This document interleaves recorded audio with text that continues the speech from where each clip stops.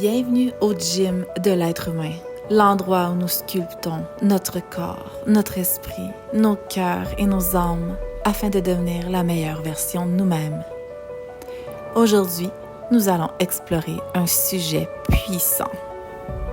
Comment repousser notre zone de confort, stimuler notre cerveau avec des nouvelles idées créatives et des défis au quotidien. Pourquoi c'est important de sortir de notre zone de confort? En fait, notre cerveau, il adore la routine. Pour lui, c'est sécurisant, c'est quelque chose qui est méthodique, rationnel. Par contre, on est capable d'accomplir de grandes choses lorsqu'on sort de cette petite zone de confort-là, qu'on expérimente des petits challenges quotidiens, qu'on décide d'explorer de nouvelles avenues. Ce qui se passe en fait de façon neuronale, c'est que le cerveau va faire de nouvelles connexions quand on décide d'implanter une nouvelle information, aussi petite, moyenne ou grande soit-elle. Donc, c'est ça qui fait en sorte qu'on va avoir plus de créativité, on va avoir plus de courage, on va prendre confiance en soi, l'estime de soi augmente aussi. C'est en accomplissant des petites choses au quotidien nouvelles qui stimulent justement toute cette capacité neuronale-là à explorer de nouvelles avenues et sortir de notre zone de confort. L'un des aspects les plus excitants, c'est l'euphorie du début. Tu sais, quand on commence une nouvelle chose où on s'est fixé un espèce d'objectif ou bien on a un événement quelconque à aller que c'est nouveau, c'est comme cette espèce d'adrénaline-là qu'on vient chercher, qui vient comme stimuler à l'intérieur de nous tellement d'hormones et de joie et tout. Donc, c'est ce petit moment-là d'euphorie que je vous propose aujourd'hui d'aller chercher avec des petits exercices tout simple qu'on peut faire au quotidien, ce qui fait en sorte que ça va challenger comme tout le temps. Ce qui va arriver, c'est que notre corps, notre tête, on va toujours vouloir être dans l'action. Puis, c'est correct aussi de prendre des petites pauses, puis de se dire, bon, là, je vais juste comme assimiler l'information avec toutes les choses qui se passent. Sauf que ça nous permet vraiment de nous motiver vraiment plus à chaque jour, que ce soit de nouvelles petites méthodes. Puis là, je ne veux pas aller trop vite, là, je vais vous en parler un petit peu plus tard. Mais c'est vraiment d'aller recréer cette excitation-là de la nouveauté comme telle. Et ça, je vous le dis, on peut le faire de différentes façons au quotidien sans que ce soit toujours quelque chose de grandiose et tout. Puis lorsqu'on arrive au gros moment, bien, cette petite crainte-là, bien, on va être capable de mieux la surpasser si on se pratique plus constant. Ce fameux cerveau-là qui aime être dans la routine, ça nous met dans un espèce d'état très robotique. T'sais, on devient qu'on fait les choses de façon très automatisée, automatique, parce que c'est des choses qu'on est habitué de faire et que, bon, il n'y a pas de stimuli autre quelconque, on fait juste exécuter la tâche, mais ça nous met dans une espèce de vibration puis d'énergie très autopilote, exactement, ce mot-là que je cherchais. On est sur l'autopilote. Et le concept, c'est que si on veut vraiment continuer d'évoluer à chaque jour, à chaque semaine, à chaque mois, à chaque année, c'est de se switcher de mindset, de se sortir de cet état autopilote-là. Et ça, je vous dis, c'est par des petites choses. En fait, la première que je vous propose, c'est des actions quotidiennes, justement, pour un peu tromper notre cerveau puis faire juste comme « OK, non, je vais le faire d'une façon différente. » Exemple, si vous êtes droitier, bien, ce matin-là, lève-toi puis brosse tes dents vers la gauche. Si tu es habitué de stationner de devant, bien, stationne-toi de derrière. Tu es habitué de prendre un chemin X pour aller au travail, change de chemin, essaye des nouvelles choses. Tu sais, je te dis pas de faire ça à tous les jours, justement. Le concept, c'est une fois de temps en temps pour changer la dynamique de l'autopilote. De se mettre dans un concept d'accueil nouvelle au quotidien aussi, d'apprendre des nouvelles choses, tu sais, d'être toujours en mode genre, OK, je suis à l'écoute d'une nouvelle information. Ça peut être vraiment adapté à ton travail ou ça peut être complètement juste aléatoire par rapport à tes champs d'intérêt et tout. Exemple, si vous voulez apprendre un nouveau mot d'une nouvelle langue, que, je sais pas, moi, j'ai goût de dire merci en espagnol, genre, je sais pas c'est quoi, bon, je regarde comment on dit gracias, ok, parfait, je savais, ça là, c'est facile. Sinon, ben, c'est comme je dis, ça peut être adapté à votre travail, tu sais, moi, en tant qu'entraîneur, je rencontre beaucoup de gens, puis j'aime ça utiliser mes expériences personnelles, puis je le verbalise parce que je sens que ça peut toujours faire une différence, tu sais, soit dans la vie de quelqu'un, d'avoir justement un différent point de vue. Et par le fait même, moi, je le vois comme un échange, c'est que lorsque je parle de mes choses, les gens m'arrivent avec leur perspective qui, règle générale, est nouvelle pour moi. Donc, c'est ça qui est le fun. Puis, donc, je suis en relation humaine, relation d'aide, évidemment. Donc, tu sais, ma curiosité fait en sorte que j'en apprends à chaque jour avec plein de gens. Donc, vous pouvez vraiment l'adapter dans votre jargon à vous, au niveau de votre travail. Qu'est-ce que vous faites dans la vie? Que tu sois informaticien, est-ce qu'il y a une nouvelle truc que tu sais pas trop, que tu sais qu'il existe, mais que tu n'as pas développé à 100% au niveau de cette spécialité-là, disons-le. Donc, d'aller switcher ça pour aller en apprendre à tous les jours, ça vous sort de votre zone de confort, ça vous sort de votre zone d'autopilote, encore une fois, et que ben, ça stimule différentes parties du cerveau. Tu sais, il y a 10%, je pense, de notre cerveau qu'on utilise, mais moi, je crois que sincèrement, plus que ça va, plus qu'on a tendance à utiliser de plus en plus de pourcentage dans notre cerveau parce que justement, il y a des nouveaux outils, on verbalise beaucoup, il y a des différentes façons de voir, donc on est tous différents ici, donc chaque personne apporte une nouvelle méthode. Donc, intéressez-vous à l'humain, verbalisez vos choses aussi parce que c'est toujours un échange. Donc, ça peut vraiment vous aider justement de vous mettre en mode « j'apprends toujours une nouvelle information ». Dans une autre vidéo, je parlais au lieu de se fixer des objectifs, de poser les bonnes intentions. Puis ça, c'est intéressant parce qu'on peut poser de nouvelles intentions justement à chaque jour. Et les intentions, mais c'est large, là. Exemple, pose une nouvelle intention aujourd'hui au niveau de ton soin du visage. Ça, je m'adresse aux hommes comme aux femmes aussi, tu sais. C'est important de se laver le visage. En fait,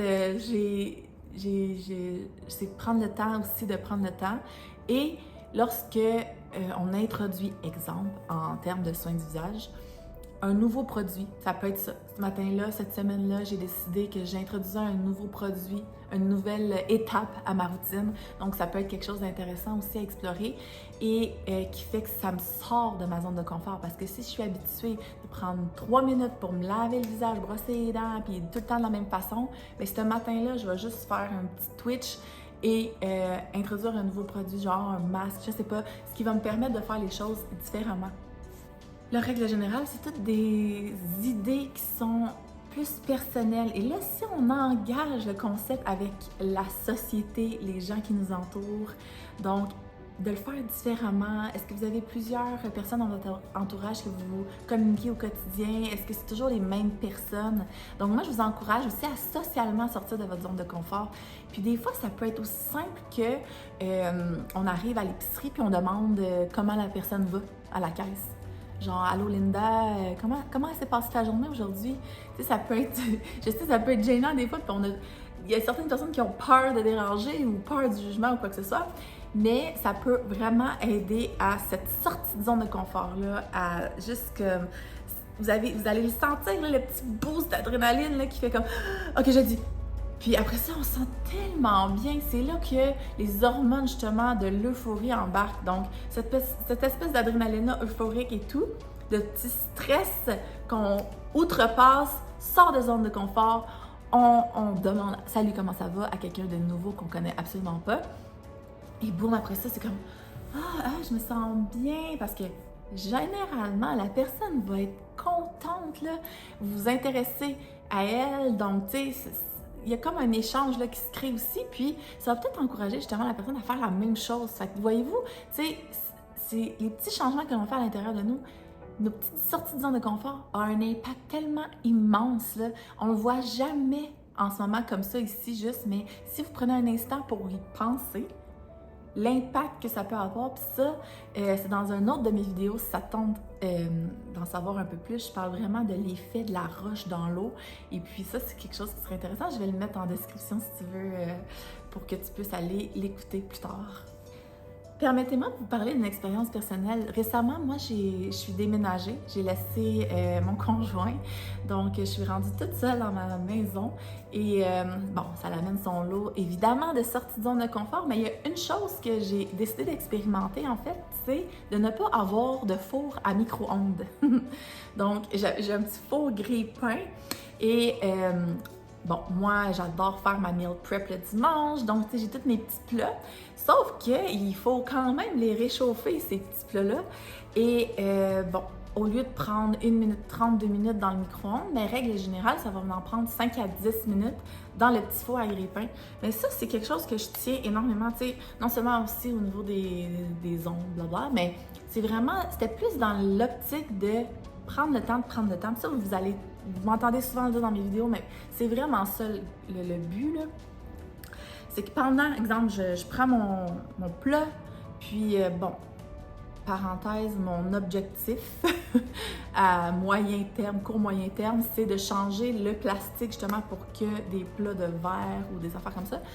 Et ben, tu sais, ça demande aussi une étape puis un moment de transition, pardon, parce que, tu sais, aussi dans l'idée de ne pas surconsommer puis juste jeter, ben, je vais utiliser à bon escient les plats que j'ai là.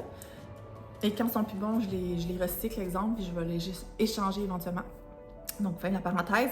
Donc, ce qui arrive, c'est que je prends mon plat déjà préparé, que j'ai fait le dimanche, que je vous encourage fortement à le faire aussi une jour dans la semaine. Vous allez gagner beaucoup de temps, puis si tu ne l'as jamais essayé, ben, ce serait un bon moment, une bonne façon de sortir de ta zone de confort et de l'essayer. Et donc, je le prends, je le mets dans un bol en céramique, je le fais chauffer dans mon petit four grille-pain. Et pendant ce temps-là, il y a comme tout un monde de possibilités qui s'offrent à moi, tu sais. Tu sais, des petites tâches, j'en profite pour les vider la vaisselle, des fois que genre, rendu à la fin de la journée, ça me tentait moyen. Je vais comme nettoyer une petite partie de quelque chose que j'avais vu qui était sale, que j'avais pas eu le temps, mais là, genre, j'ai le temps parce que mon repas cuit. Donc, ça permet vraiment, ou juste de me poser pendant comme 5 à 10 minutes, de relaxer ou peu importe, puis de pas être là à stresser, à regarder le micro-ondes. Bon, ok, coudonc, tu sais, quand on regarde le micro-ondes, on dirait que c'est tellement long.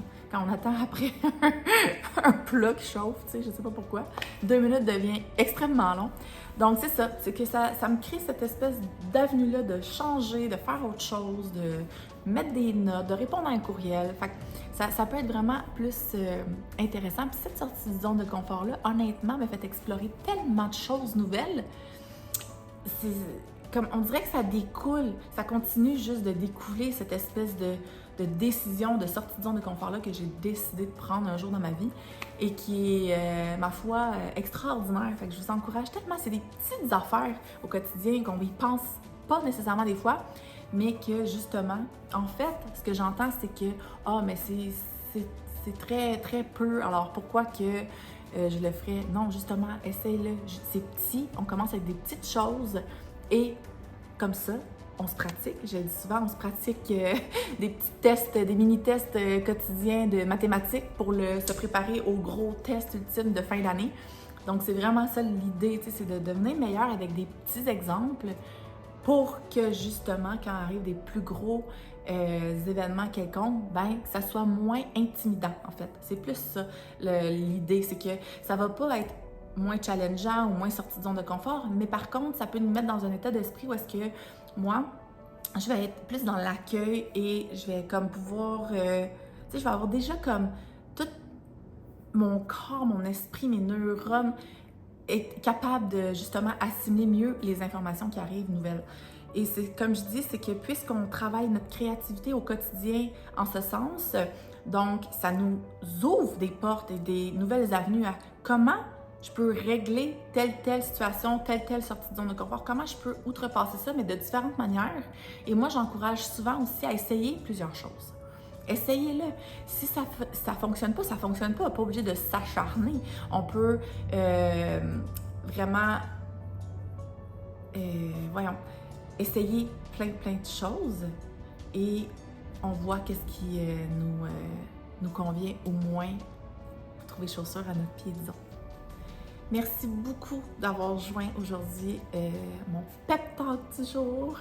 Donc, je t'invite à liker cette vidéo si ça t'a plu, de le partager à ton entourage. Tu peux aussi me partager tes propres commentaires. Et puis, ensemble, je sens qu'en repoussant notre zone de confort en communauté, on va s'aider et s'entraider à évoluer et à devenir de meilleurs êtres humains. Salut!